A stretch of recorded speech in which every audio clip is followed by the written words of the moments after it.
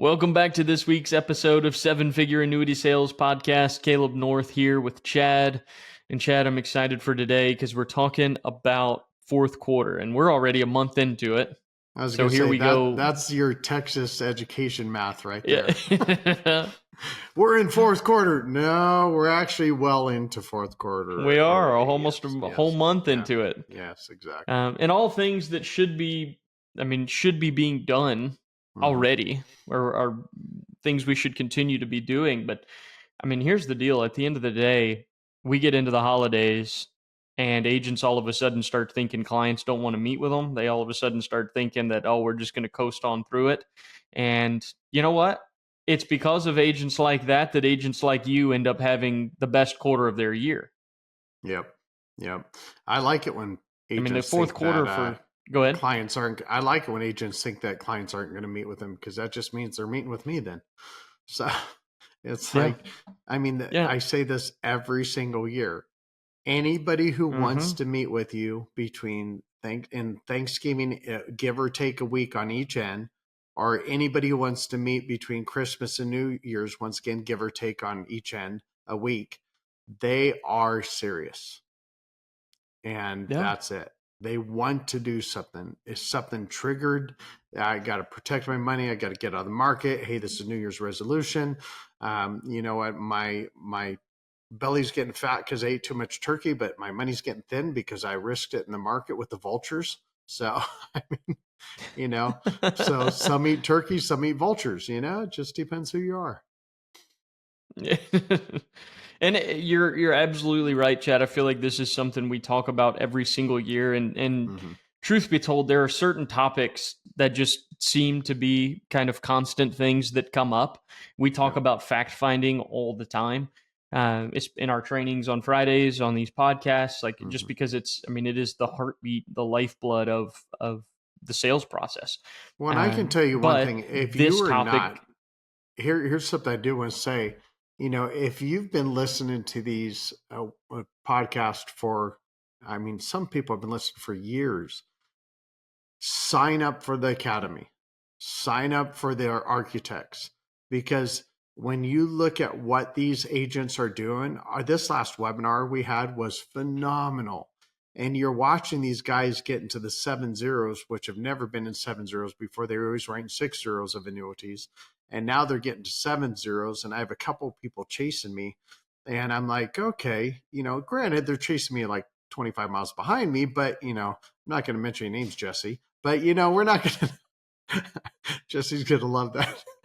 So, they grow and they learn and they thrive in this. And I do have to have a balancing statement because I do feel a little guilty. Jesse with his AUM is keeping up with me. So just so I can say that to balance it out, because that's what Jesse will say. He'll go, yeah, but my AUM is keeping up with you with the annuities. I'm like, that is true. But Jesse could take a whole year off and make what you make on annuities. That is not true. That is, know what? That's how, no way. With the AUM? No. Once it's built up like that? Once it's built up. If it's built up real high. But you get to 100, 150, 200 million in AUM. Yeah, you can do really well on that. Yeah, that is true. And that's, I am slowly, as you guys know, I don't do AUM and I won't, but I do have a company that does. And Jesse heads that up. And so we're slowly moving stuff that direction, because it is, not everything in a risk product has to be a crazy risk. There's things that are pretty close to totally protected. So I do. Yeah. He's helped me shift over a little. So I can't even call it the dark side anymore. It's just a light gray. And here's the deal. There's really great advisors and agents out there that use AUM for what AUM should be used for, and they use annuities for what annuities should be used for. Jesse's kind of a case in point in that, where he uses annuities to do what nothing else can do, and that's generate the guaranteed lifetime income with upside potential, no risk to the market. It doesn't matter how long you live, to create the retirement income that people need. But then you still have to have, for suitability purposes, money that's liquid, money that's available to you. And so it's like, well, is that going to be written with somebody else that's going to maybe try and undermine my annuity sale, or am I going to just go ahead and capture the AUM as well? And that's his methodology. Yeah, and for sure. using those buffered ETFs, for those of you guys that do AUM, even with retirees, look into those buffered ETFs. Now, I'm not going to speak on them one way or the other, but I can tell you that relative to other risk products out there, they're supposed to be lower risk and still provide some upside potential. So anyways, check them out. But and the thing is I have to tease Jesse a little on something. It's so hard to find something to tease him about. With you, it's just so many things all the time. I try to lob you material. You purposely throw things out there. Oh yeah.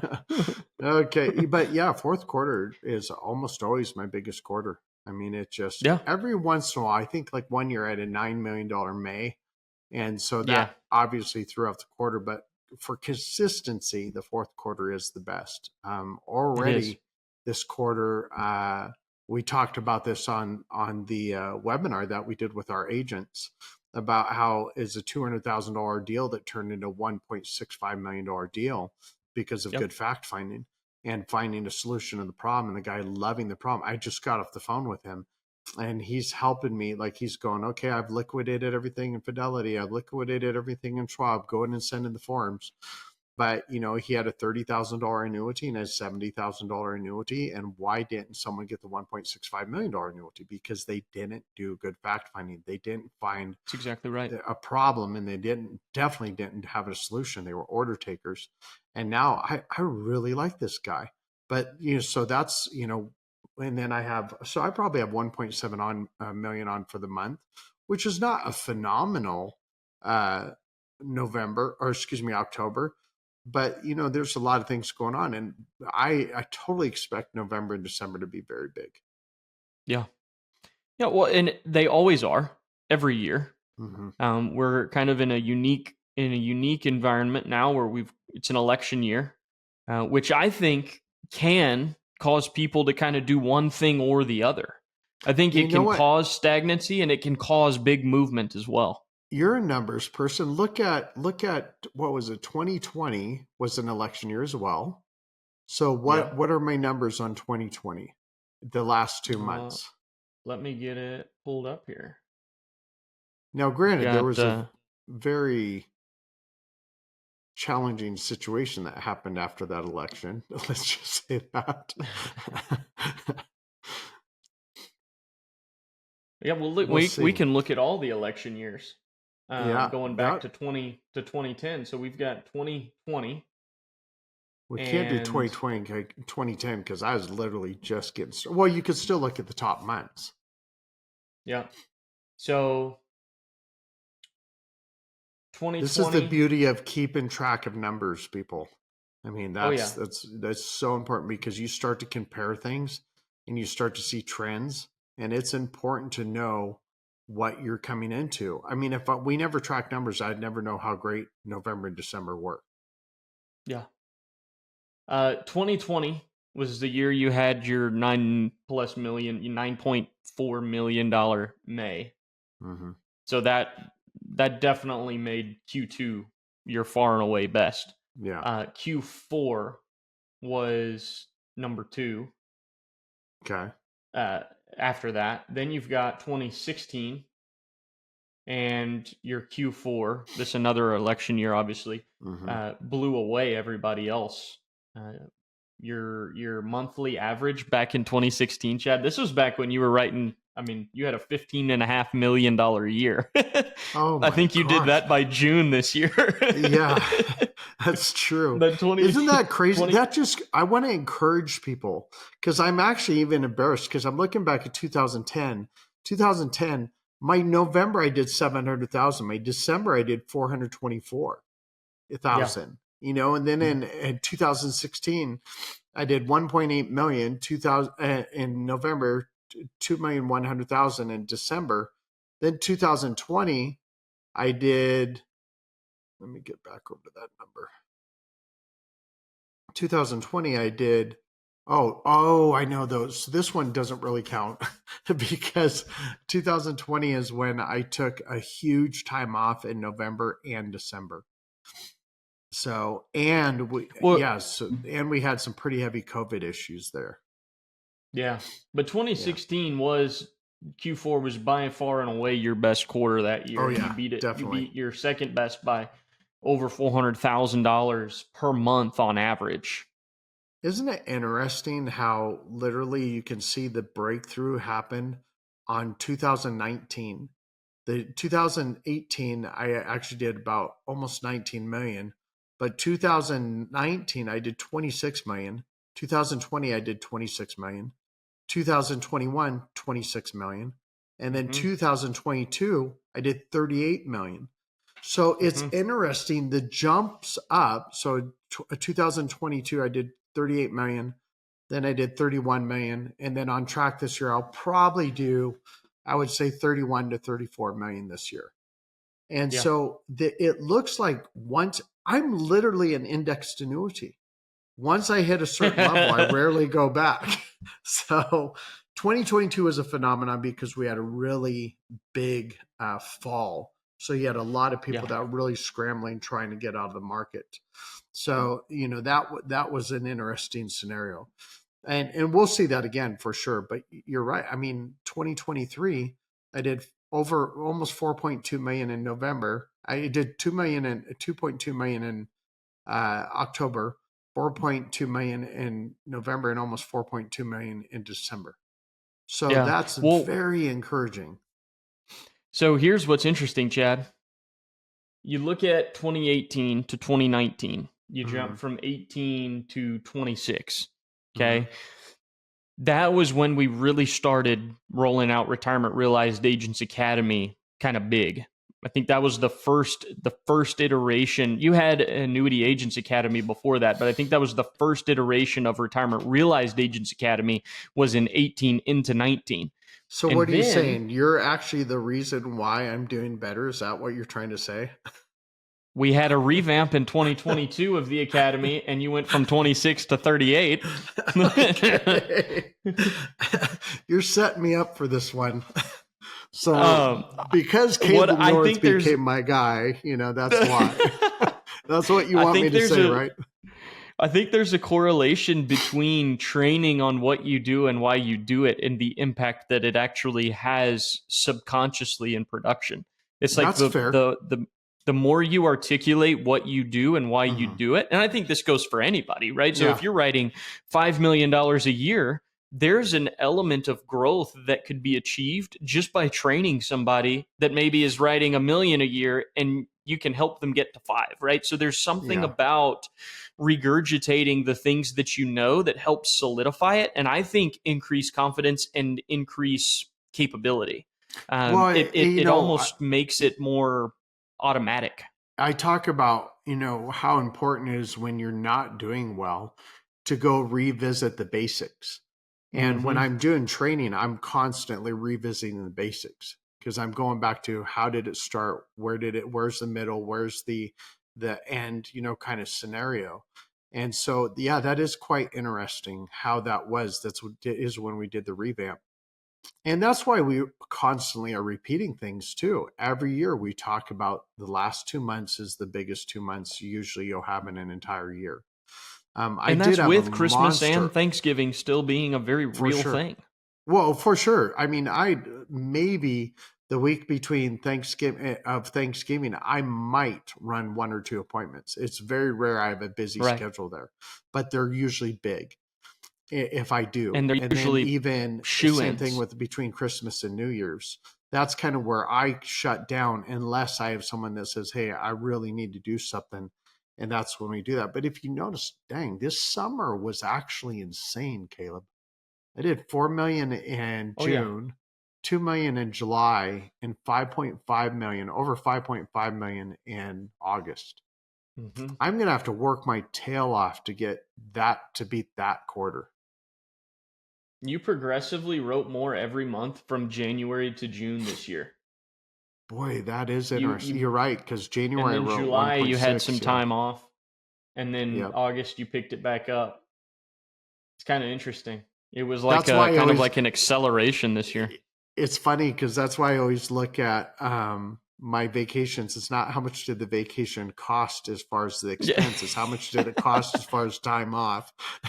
Dude, I think, yeah, you would have to go on something pretty crazy for the vacation to cost more than just the missed business. Well, and you knowing me, there's no way I'm going to spend Yeah. $400,000 on a vacation. It's just, Oh, it's man. not. I mean, even if it's a really nice vacation and we get around 30, 35, 40,000, if it's like a really, like we're doing something crazy, I don't even know if we've ever done anything like that.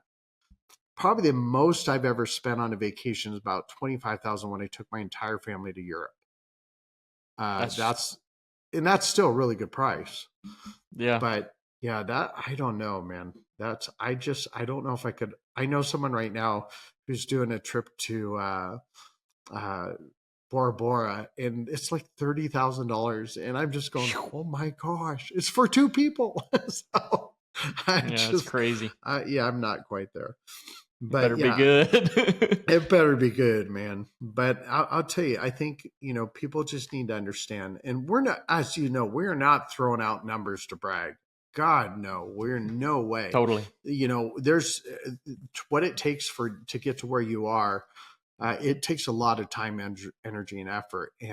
But man, it's so great when we start to see these build. To me, it's like, remembering what I had to go through to get where I am, it takes a lot of effort and it takes a good Mm-hmm. team. I mean, Caleb, I joke around all the time with you, but I say this. How many times have you heard me say, you are the top 3 marketers I've ever had in my entire life?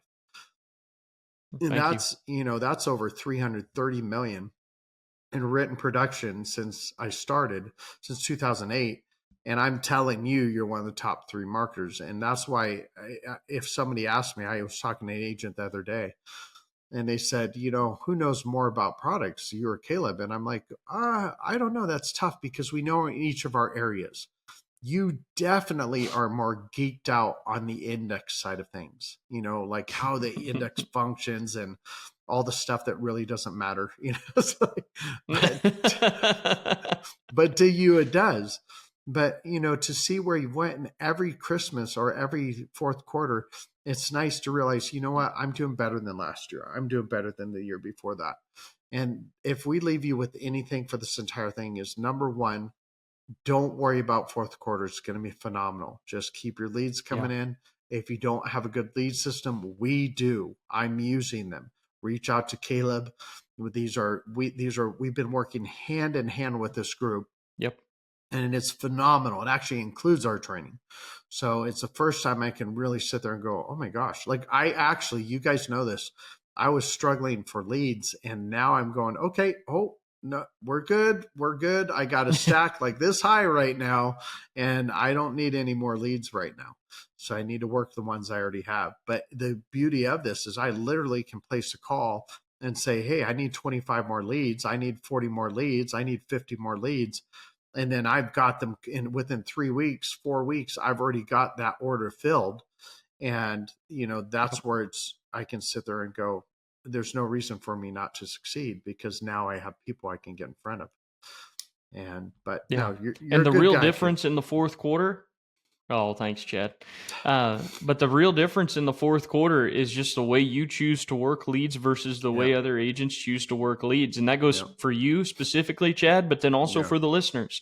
You can work 100%. leads like every other agent and coast through the end of the year and see no Yep. business, or you can actually keep the pedal down, keep working, obviously take off the holidays and Oh, enjoy the for holidays sure. with your family, but that doesn't mean that all of November and all of December is a bust. There's a solid 4, 5, 6 weeks in there, 6 weeks Yeah. realistically of the 8 Yep. that are fantastic opportunities to keep Completely running agree. business when a lot of other people are not. So your Completely agree. competition is lower and the opportunity is just as good as ever. So keep the pedal down. Yeah, I mean, the way I look at it is if I do as good as I did the last 2 weeks of last 2 months of last year, if I do that, I'll actually hit 34, 35 million. And, this Yeah. has been a challenging year. So, it's been a Well, tough one. shoot. If you hit what you did last year in November and It'd be December, 8.3 million. you'll be It'd be 34 million. Oh, not including, Yeah, it yeah, would be, because wouldn't it? you haven't recorded what I did last week. I was gonna say it might top 35. Yeah, well, it actually would, because you haven't recorded last week, and I gave you those numbers like 5 days ago. I don't know Yeah. why, but No, so I think it was like it's one on business it's day on ago. Thursday. It's on that. Okay, you're right. You're right. Only I work on the weekends. No, I'm teasing. I didn't this weekend. Okay. Well, I hope this helps you guys. I know it's all over the place and we went a little long, but you know what? That's what we do. We're not this polished, perfect little group. We're just not. We love having fun and we love sharing our success. So I hope this helps you guys. You have a great day and happy selling.